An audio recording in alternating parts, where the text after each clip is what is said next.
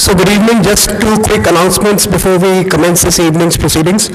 The first is that please keep your mobile phone silent, but keep them using, because we have a hashtag called ORF Iran for the Twitter board, and we would like to see some of your tweets coming in. The second is that we will be finishing this event at 7 sharp. The Indian External Affairs Minister will be leaving us. However, the Foreign Minister of Iran will take questions from the media for 15 minutes after that. So there will also be a Q&A, but the names have already been pre-decided so that we can keep the flow going. With this, let me invite our distinguished guests on the dais, please. First, our trustee, Mr. Lalit Bhasin, and Director, Mr. Sunjoy Joshi.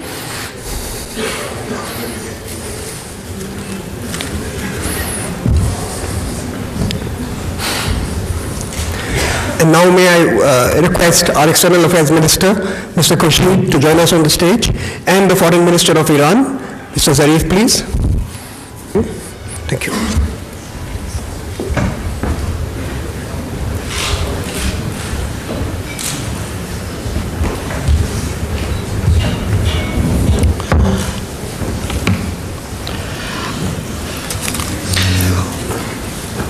Honorable Foreign Minister of Iran, Excellency Dr. Mohammad Zarif, Shri Salman Khursheed ji, our trustee Shri Lalit Bhasin ji, distinguished guests, excellencies assembled in this room today. On behalf of the Observer Research Foundation, I'd like to invite you to the 5th R.K. Mishra Memorial Lecture. The R.K. Mishra Memorial Lecture Series was initiated not just to commemorate the memory of the founder chairman of the Observer Research Foundation. It was also to underline his vision of creating a global Indian think tank. A think tank that, by fostering serious and timely international engagement, could help in promoting global cooperation and regional understanding. So I feel especially honored that on this occasion, Mrs. Renuka Mishra is here to join us as part of the Observer Research Foundation family. I welcome Mrs. Mishra. Excellency, ORF owes its beginnings to India's financial crisis of 1991. That was a period of economic turmoil when the ORF began as an independent platform that could bring together the many disparate and diverse voices that seemed to be pulling the country in different directions. It began at a time when, from amongst the many fractious voices, the many discordant notes with diverse and often contradictory messages, what had to emerge was a consensus that could get the country back on its feet and on the way forward. So ORF was born at that time as an institution that could work to bring the country's finest minds to create this consensus around a national agenda and help steer us into the 21st century. Over the years, building upon the work initiated by Sri R.K. Mishra, we are today recognized as an institution that works with ideas, not with ideologies. And that excellency has continued to define the role and spirit of the organization. We are a policy think tank which has remained multi-partisan, an organization that can even today engage across different political views, different ideologies, an organization that does not see itself as an advocacy group tasked with promoting any particular agenda, but one which has the ability to bring the widest possible diversity of opinion into one room, across one table, and help through healthy debate to clean up the discursive space around key domestic and international policy issues. In this manner, sir, we do our modest bit to provide policy inputs for an India that can be at peace with itself and with the world. As a think tank recognized among the world's leading institutions, we draw our funding from the private sector, the government, and a whole host of international organizations. and through our partners, fellows, and our alumni, have a footprint in all continents across the world. And I must forewarn you, sir, this footprint extends also to Iran. With your permission, Excellency, let me just allow me a few more words about Mr. Mishra. Born in 1932 in Kolkata, Mr. Mishra went on to become the editor of The Patriot and The Link, both highly influential papers in their milieu. But far beyond his role as an editor, Shri R.K. Mishra was a natural mediator, a reconciler of differences. He went on to the Rajya Sabha as a member of Parliament and served on the National Integration Council under the then Prime Minister Shri Narasimha Rao, that was the 1990s. He was also deputed to undertake several critical roles during the Vajpayee administration which followed, including building crucial track to and back channel links with Pakistan. For his was that very, very rare ability to straddle the divisions of politics, to straddle the divisions of the here and now, and look beyond them as a keen thinker and mentor that he was. Passionate about scriptures and Indian philosophy, his last works deal almost exclusively with that domain. His love of India's tradition and culture obviously extended to Iran, with whom we have deep cultural linkages. He was a keen observer of West Asia and was always confident of the region's ability to overcome its recent history. Dr. Zarid, sir, the ORF is indeed fortunate to have you here today to deliver the 5th R.K. Mishra Memorial Lecture. And that is more so because you are well known as an international diplomat and a scholar who has written and lectured extensively on disarmament, human rights, international law, and regional conflicts. In you, we recognize and honor not just the Foreign Minister of Iran, but an international statesman who has been and is a significant voice on the world diplomatic stage today. I would particularly like to thank you for acceding to our request and coming to New Delhi one day earlier so that you could deliver this lecture. All in India know and admire Iran as a strong civilizational culture, and we look forward to your vision for a future Iran, a country that is a leader amongst nations in a strong and stable West Asia.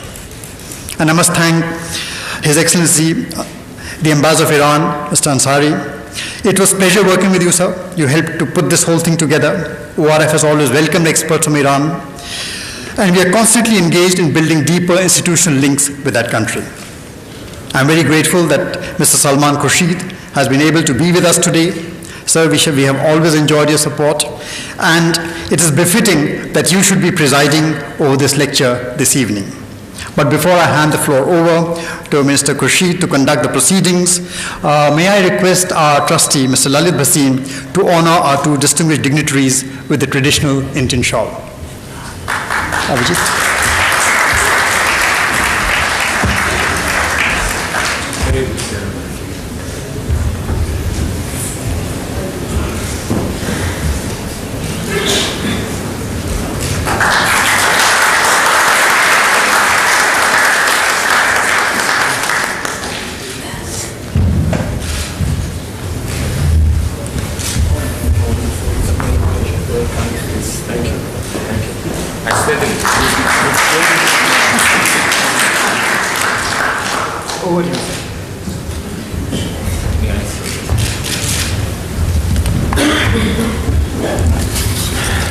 Good evening to all you distinguished ladies and gentlemen.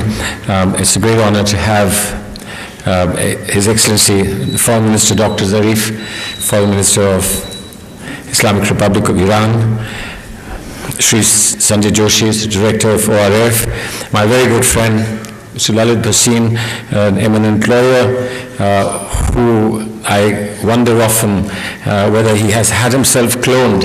He's in every important institution and he manages to get there all the time. As the head of the board of directors of ORF, we have some very, very distinguished ambassadors here, members of the academic community, scholars, and I think, Excellency, the best that we can offer in one gathering in this country are all present here. Friends from the media. I take this as a very personal privilege, great honor indeed, that I can be here in association with the memorial lecture for none other than late R.K. Mishra, who many of us grew up seeing as a person to admire, as a role model for somebody who I think really reflected truly the theme of E.M. Foster's book, Only Connect. Just bringing the best minds together, the best people together, joining in a special energy. And I think that it's a tremendous thing that our friends have done to institute this very important lecture in his memory. It's really good to have Mrs. Renuka Mishra here because it adds a very important personal note to this evening. And of course, it's both a privilege and honor to have you, Excellency, here. We, India and Iran, share a very important civilizational relationship. The histories of our two countries and our civilizations are closely intertwined. For modern India, India of our times, Iran is an important neighbor in our extended neighborhood, and a country that we see as being an integral part of our economic and security space. There is a strong desire on our part to nurture a special relationship that you have often spoken of between ourselves, and of course to significantly expand on the scope of our present interface and interaction. Strong political and economic relations between India and Iran will contribute positively to security and stability of our region, but I do believe also add another dimension to the way we will all together work towards peace in the world in the coming times. Iran has an important role to play in fostering peace, stability, socio-economic development in the entire West Asia region. And India has always said that Iran is too important a country to be isolated, ignored, or to be sidestepped by the international community. We've always advocated that the primacy be given to diplomacy and peaceful conversations and negotiations to resolve all topics, including the nuclear question, rather than a path of confrontation and brinkmanship. And I consider myself privileged in having said for the first time on behalf of India to the European Union that I truly, after my visit to your country, that I truly believed that Iran's intentions were pure, that what you wanted was simply to be taken as equals in a world, to be treated with dignity and to be treated with respect. And I think that is not something that you can hold against any country, any person, or any group of people. We live in difficult and challenging times for the world and indeed for West Asia in particular. We continue to hear of reverberations of the Arab Spring, something that Arabs sometimes do not like being described as Arab Spring. And of course, this is analyzed, this is felt, this is observed, this is assumed in many different ways. But even as we look at that, I think all of us have no words to capture the enormity and tragedy of the humanitarian crisis that affects Syria. Instability in Syria and unwholesome outcomes in Syria have the potential to undermine stability of the entire region. And we have a very special stake beyond our historic relationship with the Arab world, and that is that we have a stake of 6 million of our expatriates living in and living and earning their livelihoods in that part of the world. President Rouhani, who I had a great privilege to meet during the Heart of Asia conference, and you, Foreign Minister, have been very successful in clearing doubts expressed by Iran's detractors about Iran's desire to foster creative solutions to resolve various problems in the West Asia region, and I congratulate you for it. The Foreign Minister, Dr. Zarif, as you all know, who has had a very distinguished diplomatic career and is an equally remarkable academic stint in many prestigious universities in the Western world, is the right man to manage foreign affairs of the new government of President Rouhani. The Foreign Minister, with the kind of academic scholarship that he brings and his long experience of dealing with multilateral institutions like the UN and in-depth knowledge of the nuclear and other complex issues, can contribute significantly to enhance Iran's foreign policy initiatives and priorities. I do understand that the Foreign Minister has traveled extensively in the last few months to visit major world capitals to explain Iran's foreign policy perspectives, and also in his capacity as Iran's chief negotiator for the nuclear talks. I look forward to listening to his erudite insights into the problems being faced by the West Asian region, his government's foreign policy, and possibly glean as a professional takeaway the wisdom that has untangled the nuclear knot. Thank you very much and welcome. Excellencies, dignitaries, friends, it's such a great honor and privilege to be here with you and to deliver on this important occasion, the 5th R.K. Mishra remarks. I feel honored to have this opportunity, and I'm grateful to you, Ms. Mishra, for being here with us tonight. India and Iran enjoy millennia of relations. That is how we look at history. Our historical background goes into not decades or centuries. That is how we have formed strong bonds of affinity through centuries of interaction. I see, and I have seen many in my diplomatic career, from my Indian friends and colleagues reciting the poems of famous Iranian poets like Hafiz and Sadi, times embarrassing me in knowing more than I did. The extent of relations between our two cultures, the way we have interacted with each other and have achieved synergy, have been able to augment one another's outlook, perspective, and understanding of our environment.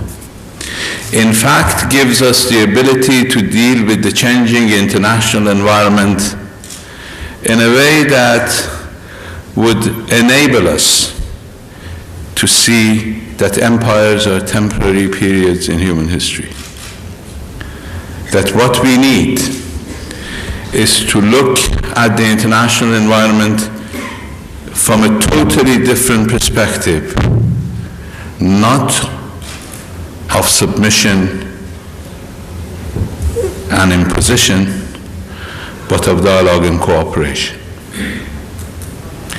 Dialogue is a necessity, and I think you need to have a historical perspective like that enjoyed by India, and a cultural harmony like that possessed by India, in order to be able to understand that it is possible in our today's international environment, not just possible but necessary.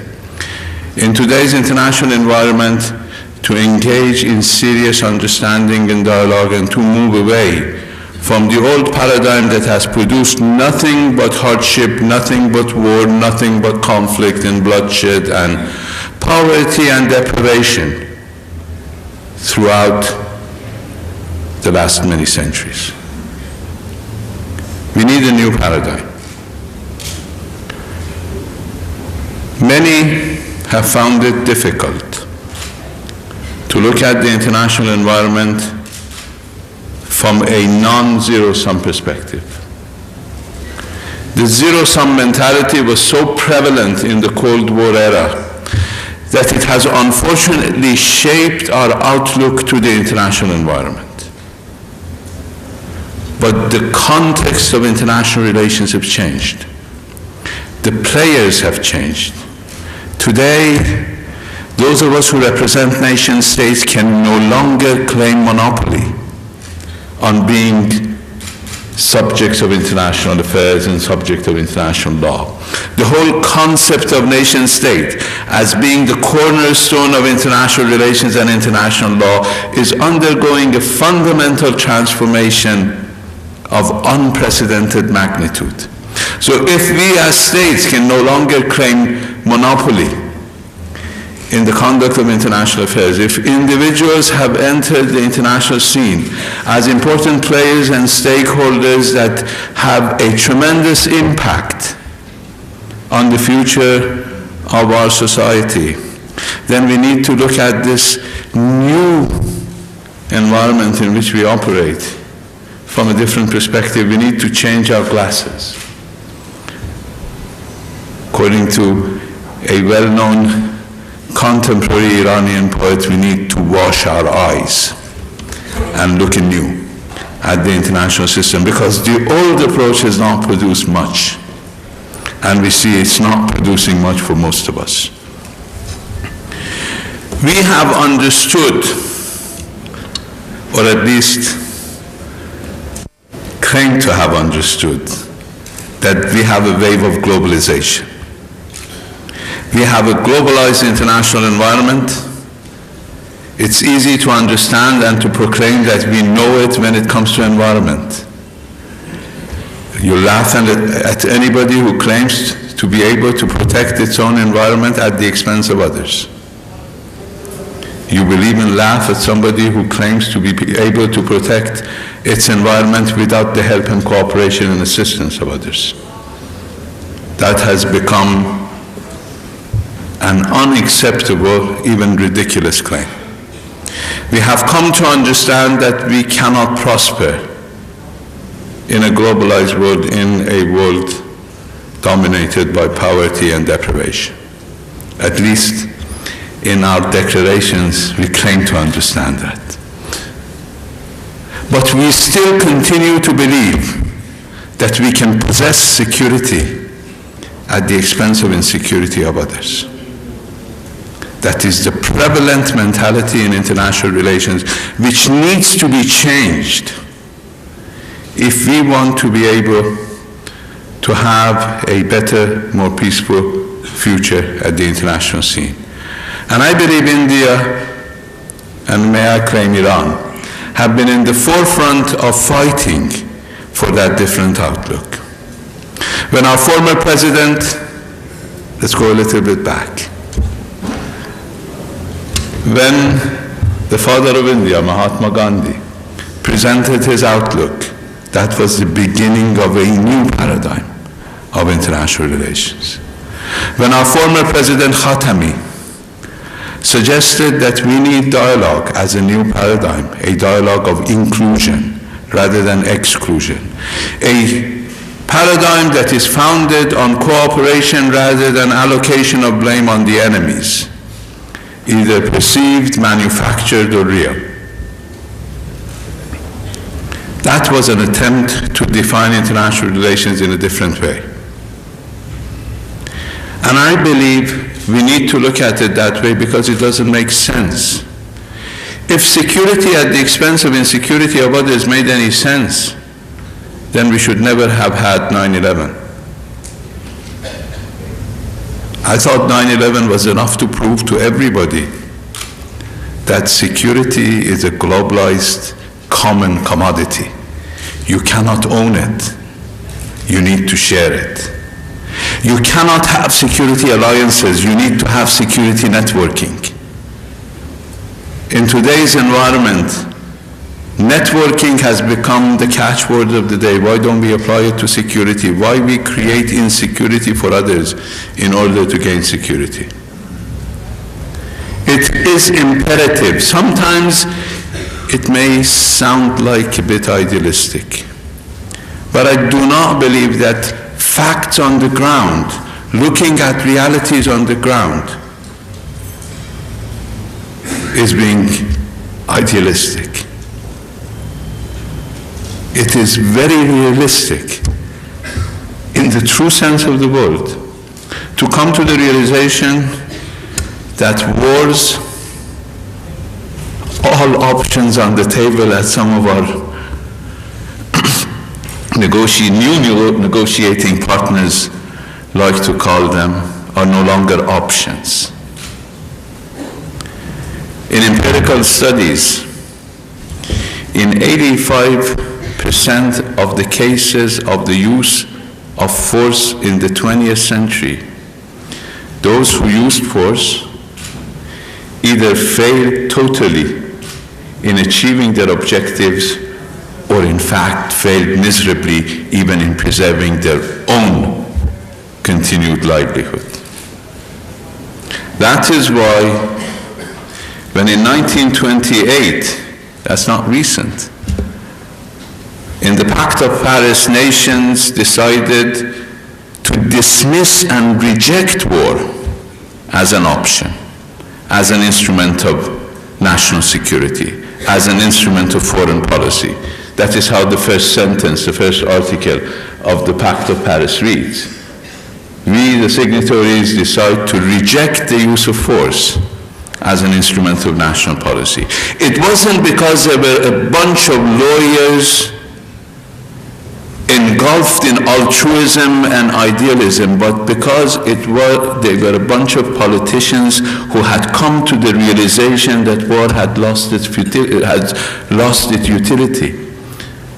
It was futile since then, and has been proven time and again that it is futile to resort to force in order to achieve foreign policy objectives. It hasn't worked. Didn't work in Vietnam, didn't work in Iraq, didn't work in Afghanistan, and it will not work anywhere else. That realization is paramount and fundamental if we want to look at this new international environment from a different perspective. A perspective that if we look at any, and I'll give you a few examples, if we look at any situation from a zero-sum perspective, if we try to win at the expense of others, we will all end up losers. In other words, zero-sum games no longer exist. We could either have positive-sum games, attempts to have a zero-sum game will get to negative-sum outcomes. The amount of loss will be different. Somebody will lose more than you. The adversary, the competitor, may lose a bit more. But at the end of the day, all of us have lost. Apply it to any given case. Apply it to our nuclear issue. Iran, as my good friend and brother, Foreign Minister Salman Khursheed pointed out, wanted a nuclear program not to gain weapons, but to stand on its feet. People thought, based on an illusion, that through pressure, through intimidation, through imposition, they could bring Iran to its knees and stop Iran's peaceful nuclear program. Now, we could have defined a different goal 10 years ago. I can claim that I tried when, as the person doing the negotiations with the EU3, at that time we didn't have +3 political directors, we tried to give a common outlook, a joint objective. But in a scene so occupied with winning and losing, you remember at that time was war on terror. That was the concept. Concept was winning a war. You remember the banner. What was it? The banner on the ship, on the warship. Victory achieved. That was the objective. And we see 11 years after that what we see in Iraq and Syria. At that time, there was an illusion that the Iranian nuclear program, there was first a perception that this was nothing but a facade for a weapons program, and an illusion that it could be brought to an end through pressure and intimidation. The misperception that our nuclear energy program was a weapons program emanated from the enemy paradigm, that you looked at the behavior of somebody who was not in line with your thinking and mentality always from a negative perspective. That you never tried to examine your assumptions, because if you want to engage in dialogue, you need to examine your assumptions. You cannot go into a dialogue with assumptions, because if you go into any session, and I have attended many multilateral sessions, like so many of you I recognize from my UN days, when we go to an international session unprepared to listen, we just try to get a word from the adversary's mouth in order to respond to it rather than to understand where they're coming from. So there was no attempt to understand the Iranian position, but simply to assume, based on certain predispositions, where Iran was coming from. But that cognitive problem, which is a major part of our problem and major part of our global problem in understanding and dealing with another, was augmented by the fact that they thought that they could bring this program to an end through pressure. And we obviously thought that people should not impose upon us. The end result was that after 10 years, we look back and see what each side has achieved in this zero-sum outlook. The West has achieved 18,800 centrifuges, because when this whole process of hurting one another started, Iran had less than 200 centrifuges spinning. The illusion of zero enrichment option, and the illusion of the possibility to win at the expense of others, through the might of the Security Council and its permanent members and its ability to use Chapter 7 and sanctions and the whole enchilada of works that they can do to hurt you, has produced today 19 centrifuges that are spinning in Tehran. So in my calculation, that would be utter failure for sanctions. Hasn't produced much for us. From an economy that was growing at 5%, now we are facing a negative growth. But we have a population who resents the West for imposing the sanctions and preventing its right to have a peaceful program. So at the end of the day, if we look at it, nobody has won. We can try to measure our losses and tally who has lost more than the other. I claim the West has lost more. Because not only it has now to deal with a fact on the ground of 19,000 centrifuges, it has to deal with an Iranian public which is resentful of the way it has been treated, and an Iranian public which is extremely skeptical of the intentions of the West. So that's a major loss. And I think the realization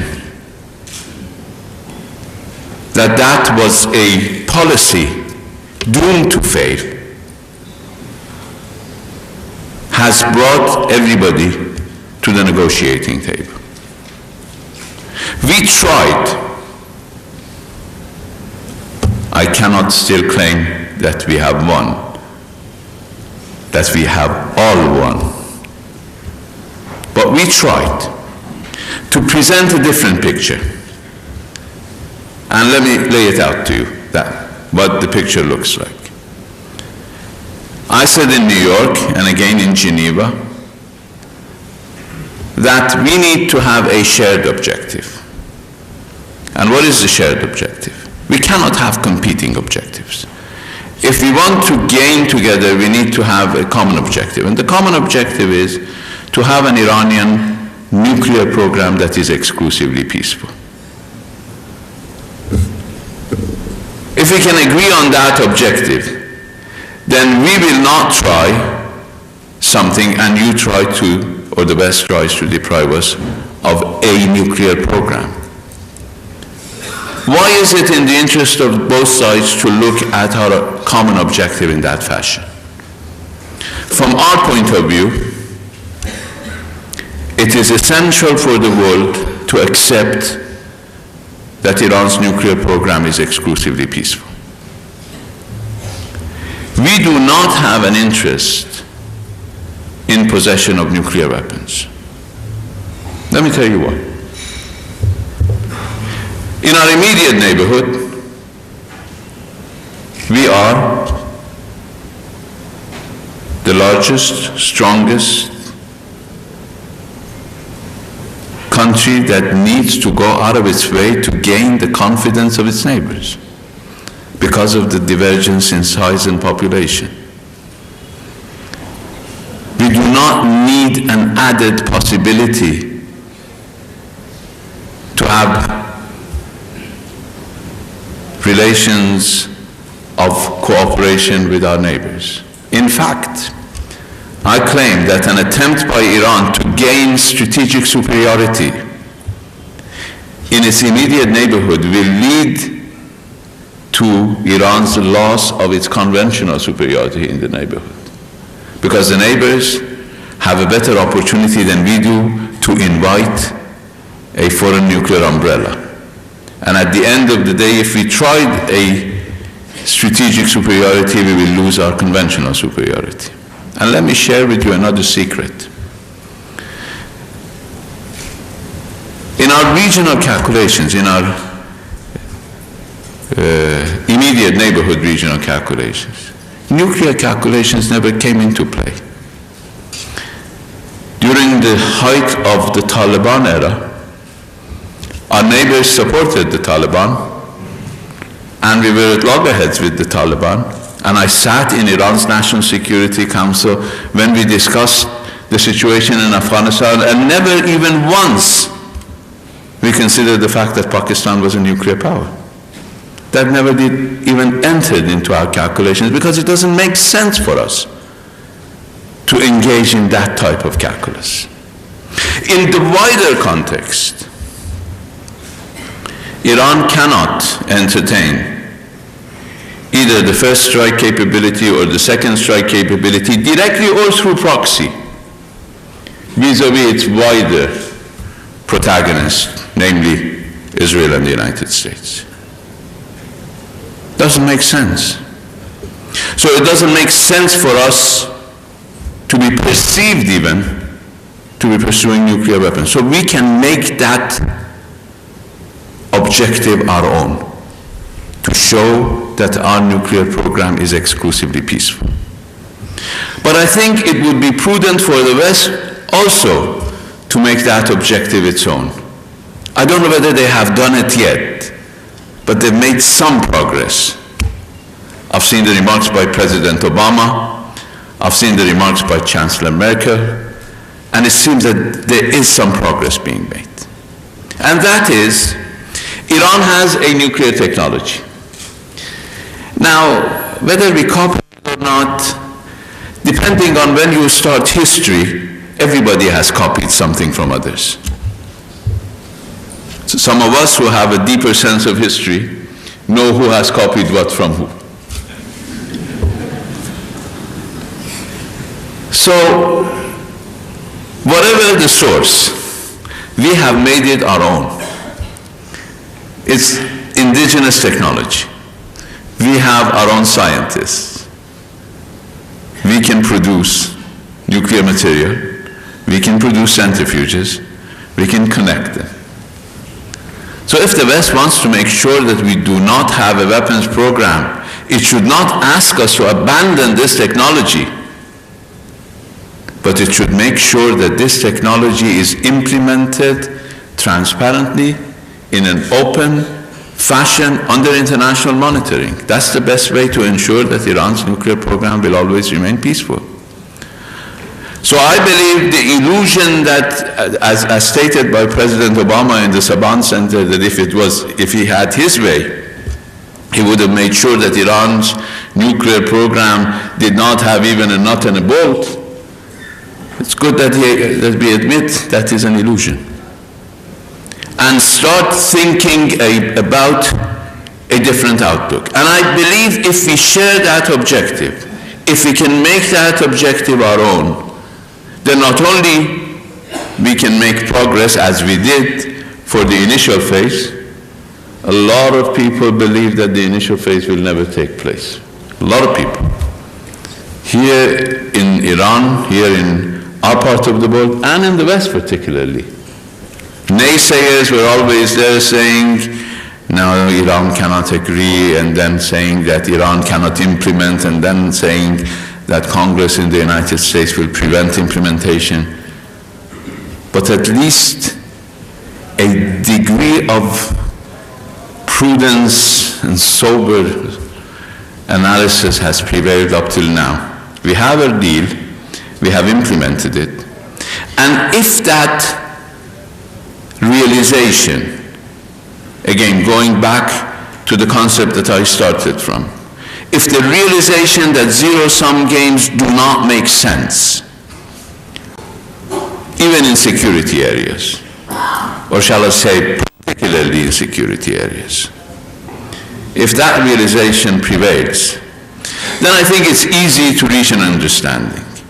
Because then we will not be so jealous about the nitty-gritty of whether I get one centrifuge more or they get one more inspection a day or two more inspection a day.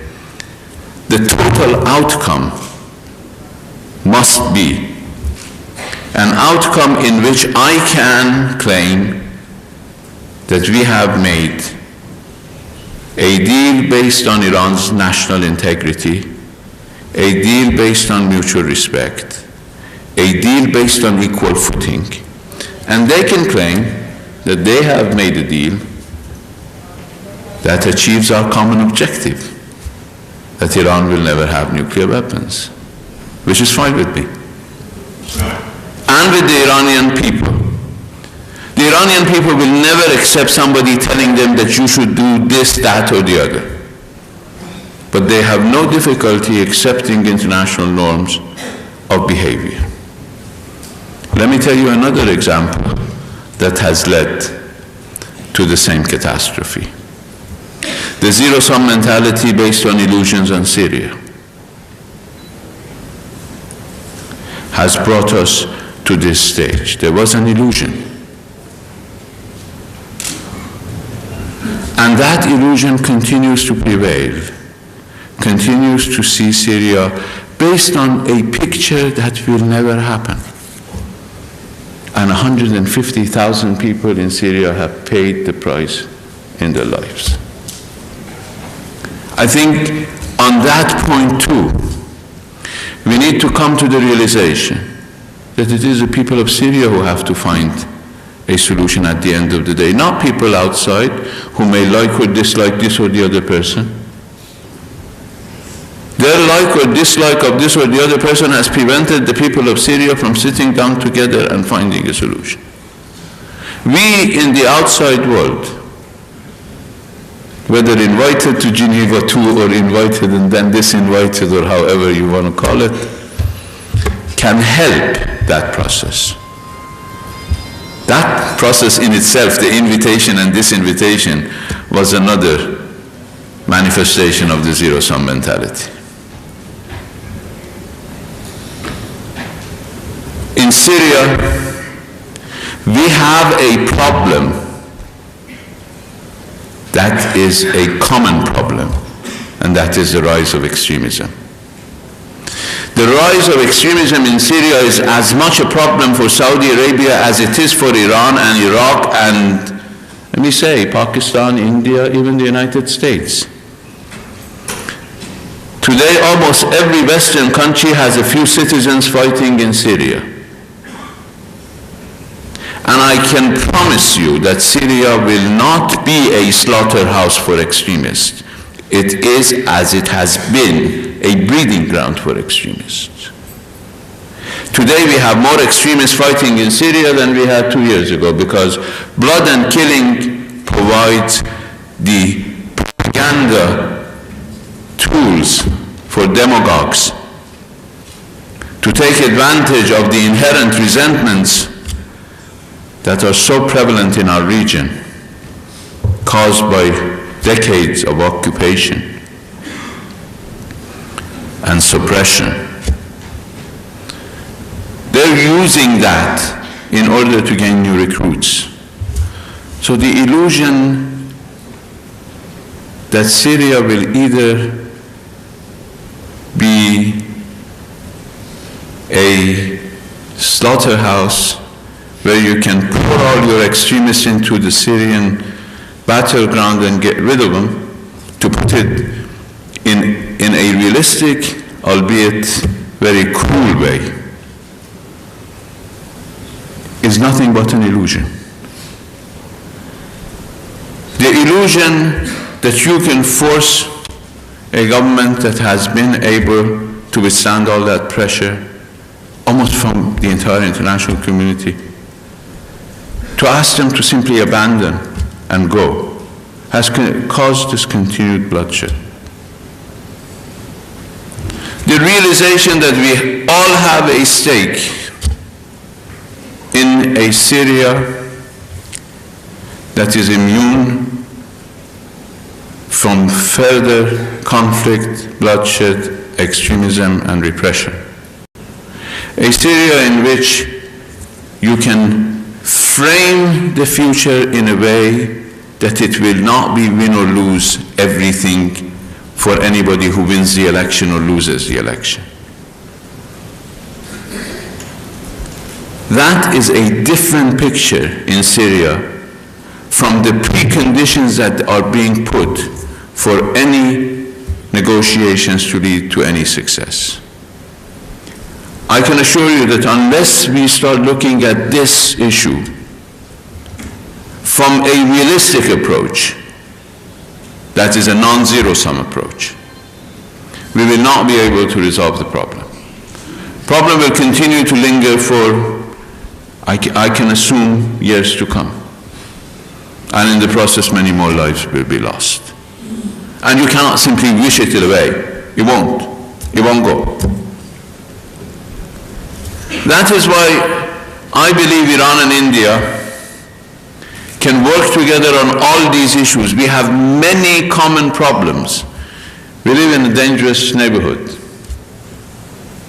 We will be faced with a situation in Afghanistan where you have a presidential election and the withdrawal of foreign forces, both of which can be the source for stability, because presence of foreign forces are by nature inherently destabilizing, because occupation under whatever guise creates resentment.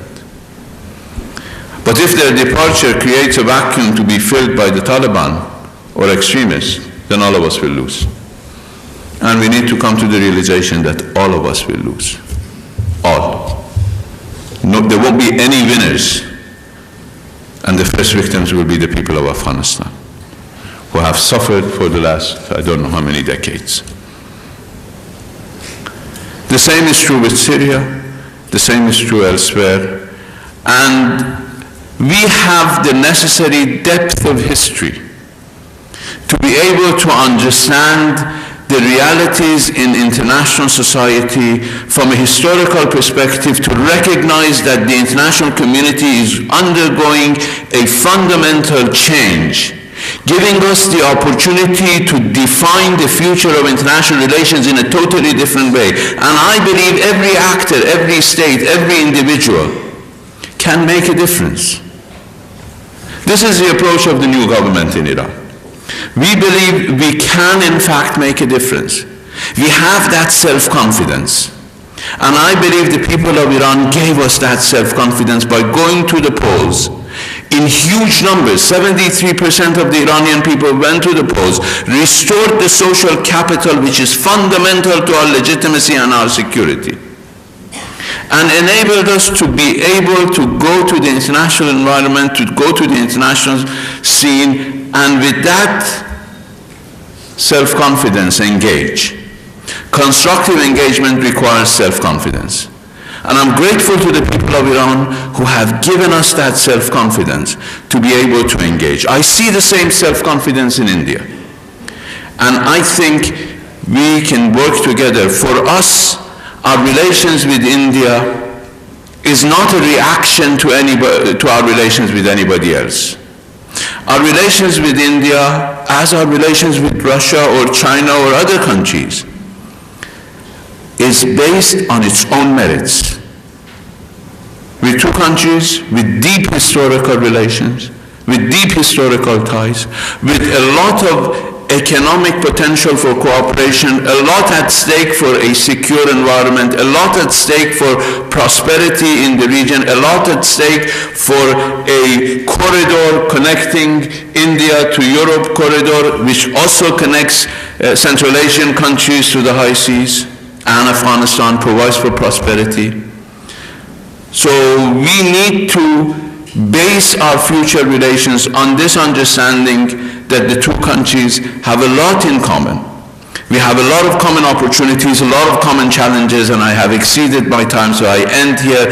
I believe there is a lot that we can do together in order to make a better future for our children and for future generations. Thank you.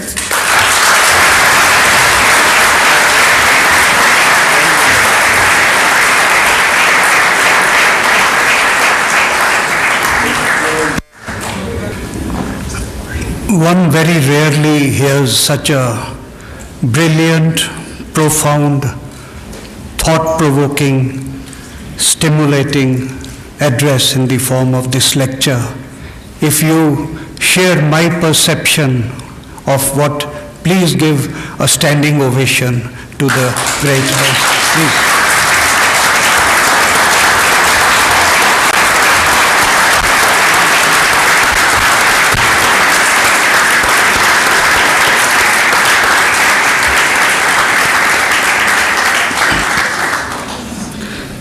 His Excellency Dr. Mohammad Zarid, Honorable Shri Salman Khursheed, Mr. Sanjay Joshi, Mrs. Renuka Mishra,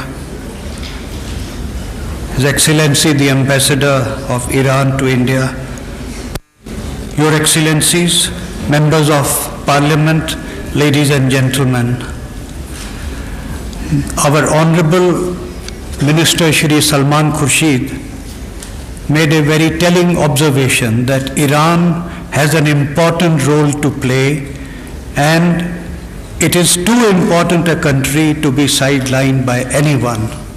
And what His Excellency Mr. Mohammad Zarid very rightly pointed out, that India and Iran, they need to achieve more synergies, mutual understanding on international environment, and they need to have a constant dialogue.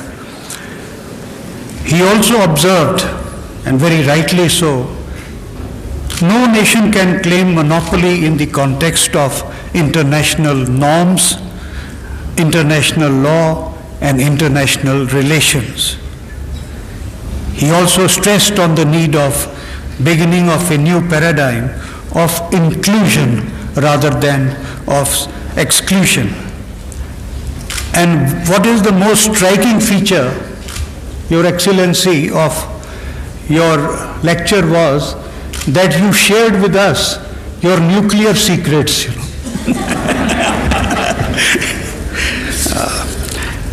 I have a personal relationship, you see, with this lecture because Shri R.K. Mishra was a friend, philosopher and guide to all of us, and it's a fitting tribute to him that a person of your eminence, due to efforts made by Mr. Sunjoy Joshi and his entire team, that we, this packed hall, had the benefit of listening to your brilliant address.